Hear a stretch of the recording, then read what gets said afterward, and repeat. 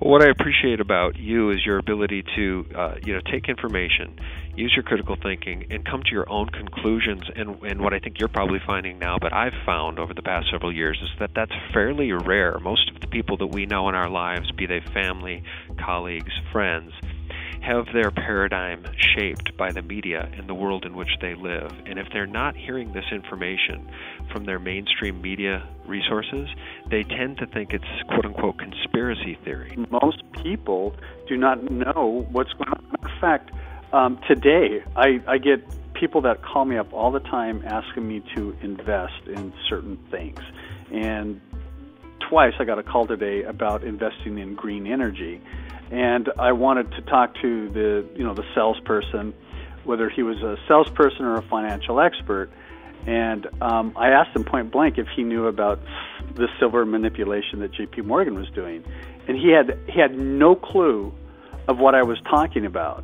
But here he is selling himself as a financial advisor and advising me on what stocks would be good for me to get into, when he's completely ignorant of what's really going on out there.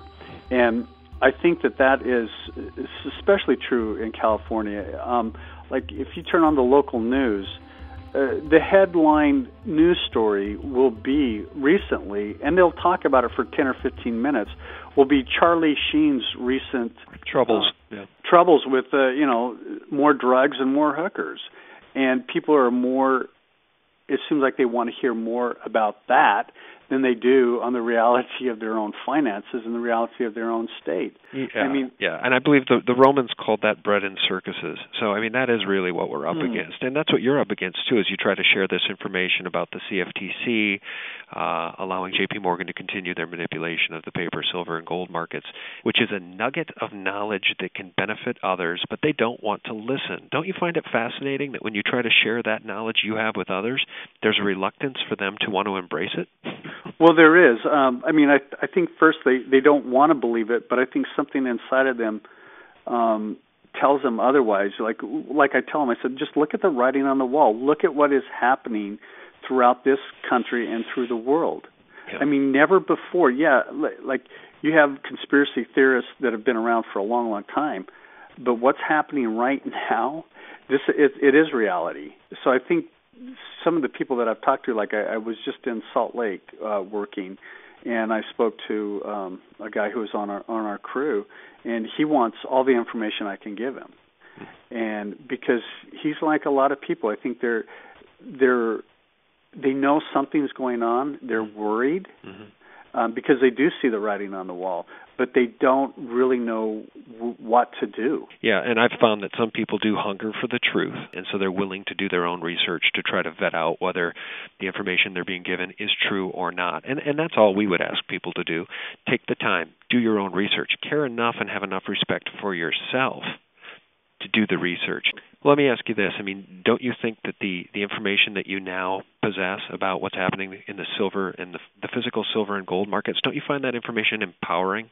Oh, absolutely. And I've even come to the conclusion as being an investor, like in the stock market, I'm always trying to, make some good plays that hopefully my money is going to increase. But I've come to the conclusion with silver, it's like I could care less what the price of it is right now. Yeah. Do you know what I mean? I do. It's like this is such a hedge and a security blanket and an insurance for what I have in the stock market. Yeah, and I think you're right, too.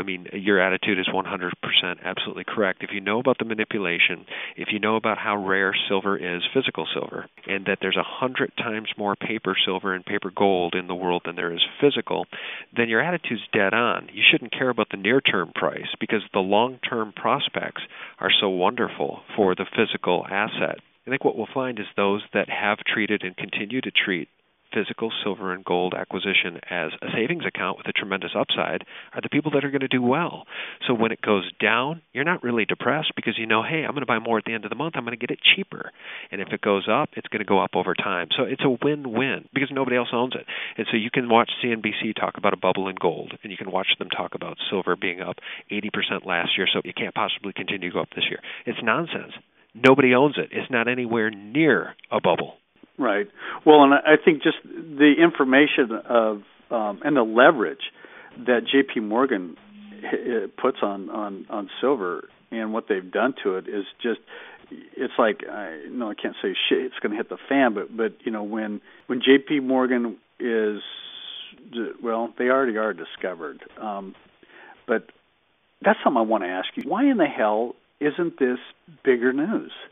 It's the same reason, and we don't have to get into this. We don't have to get into the weeds of 9/11, but it's the exact same reason the collapse of building number 7 on 9/11 isn't big news. It's because the mainstream media is managed in a way that it continues to enforce this false paradigm that we live in the most perfect country on the face of the planet that would do no wrong. Our government would do no wrong. J.P. Morgan is clearly breaking the law. It's not being reported on it, and that's all you need to know. So we just know what the truth is. We know what the facts are. The facts are on our side, and we know that the facts are not being reported on a daily basis. Now, to add to that, I would say, as it relates to the CFTC and as it would relate to the COMEX and a run on gold and silver that is currently occurring, the manipulation in the silver and gold markets was revealed to the world back in March of 2010 when Jeffrey Christian, testifying on behalf of the banks at the CFTC hearing in March of 2010, said silver and gold are traded like T-bills and T-bonds, and they're treated like paper assets, 100-to-1 to the underlying physical. Now, the Chinese heard that. The Saudis heard that. The Japanese, everyone knows it.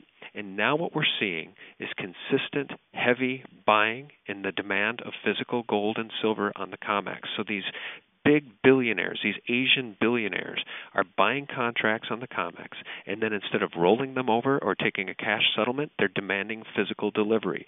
And that is causing a drain on the COMEX and ultimately the LBMA. And when those systems collapse, it's the sky is really the limit, Jeff, on where silver and gold could go, and that's why we want to keep buying. And in addition to that, we take a look at the inflation that's now breaking out around the planet. The most important food staple in the world is rice, and the reason we're seeing these people in Egypt now marching in the streets is because they're so hungry. Half of these people, 50% of the people in Egypt, live on $2 a day. And so as we see rice explode in price, on Tuesday, rice was up 7%. That followed a limit up on rice on Monday. And now today, it's up another 6 or 7%. So you are starting to see massive hyperinflation in soybeans, in coffee, in sugar, in rice. And these are the staples that keep civilizations together. These are the staples that allow societies to live in peace, because people who are hungry are angry. And I think that that's ultimately what is going to come home to roost in Los Angeles. Mm-hmm. I don't know that you're going to want to necessarily live there if the crap hits the fan when you've got a well-armed citizenry who's very, very hungry. Well, my next-door neighbor, he is actually he just retired as being a L.A. Police officer and a detective, and he knows that there's some social unrest out there. I mean, from illegal alien issue to just the economics and what's going on. And he told me, he goes, you should be buying precious metals. Gold and bullets is what his precious metal is. Yeah, gold and lead. Yeah. So I said, it's because if it breaks loose here in L.A., it's going to be chaos. I mean, we've seen what's happened with, after Rodney King riots. Mm-hmm.